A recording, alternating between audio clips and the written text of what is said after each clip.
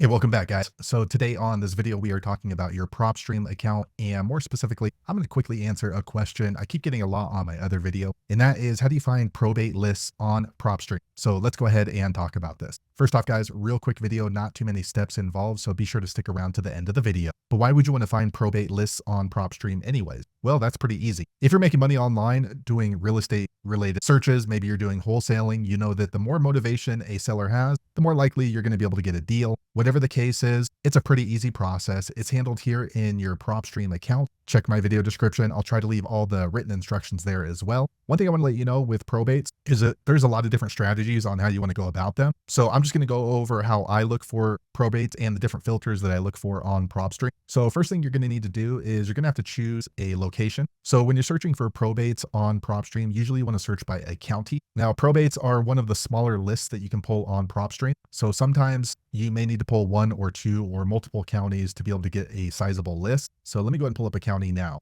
Okay, guys, so I went ahead and pulled up Los Angeles County. So it's one of the largest counties in the US. So when I'm pulling a probate list, what I'm going to do is I'm going to click right here on this turquoise button filter. Okay, so the nice thing about PropStream is they do have a quick list choice. So you can click right here on this drop down and you can easily just scroll down and then click on pre-probates here at the bottom. Okay, so once you do that, it's going to give you a list. It looks like it dropped it down from around 2.5 million properties down to 2,000. So another thing I want to let you know about probates is PropStream is pretty good, so you're going to get a lot of good information, but sometimes these are old or dated because they're going to linger on PropStream for a while. And that's not necessarily a bad thing because a lot of times when someone loses somebody in the house, they're not really motivated to make any changes, especially with selling a house until kind of everything's settled. And how long it takes to settle, that could be, 2 weeks for you, but it could be, 2 months or 2 years for somebody else. So don't get discouraged if the loss of the family member happened, 4 years ago, because sometimes people take a long time to recover from that, or sometimes they never recover from it. So this is a pretty good size list, 2000, but usually what I'm going to do, instead of just using the quick filter on PropStream when looking for probates, I'm going to filter this down a little bit. And the very first thing I normally do is I'll click right here on MLS status. I don't really like to buy on market property. So I'm always going to click here, no, on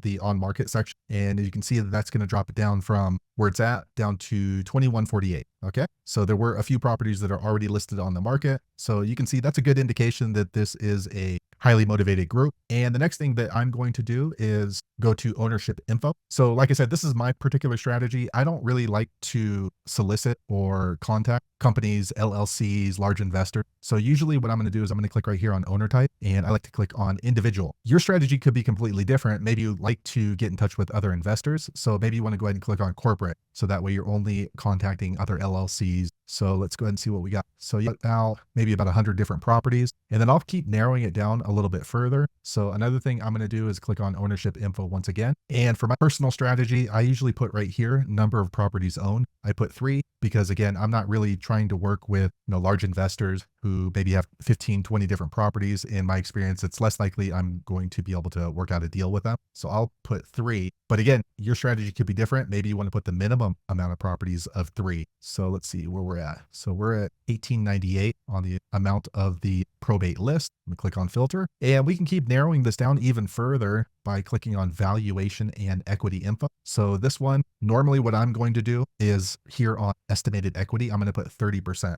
because if there's not at least 30% equity, it's pretty hard to get a deal. But that really depends on your strategy. Maybe you're looking to do subject to, and then the equity doesn't really matter. But for my particular strategy, I am looking for at least 30% equity. So we're down to 1835, and let me click on filter. Also in the valuation and equity, I'm looking in Los Angeles County. So it's a pretty high dollar property. So we can put in 30%. But if you're working in, let's say, the farms of Missouri, and maybe the houses are worth, $70,000, $80,000, maybe 30% is not enough equity for you. So you can use this feature right here, estimated dollar equity. So let's say maybe, we're looking for at least $20,000 in equity in your area, and we'll delete the 30%. And then you can see it'll start filtering out just based on the dollar amount. So let me click on filter. And then lastly, when I'm looking for probate lists on PropStream, I will always click on here, property characteristics. I don't really like to work with commercial properties. It's just outside of my knowledge. So I'll go here, property types, and I'll click on single family, condo, multifamily. So that way it's going to trim out any kind of industrial buildings or land. And you can see we're at 1773. And then the last thing that I might consider when I am working with probate lists on PropStream is I'll click on filter, and then I'll go right down here to ownership info. And then here on years of ownership, personally, I usually put 30 because in my experience, if the family has owned the property for,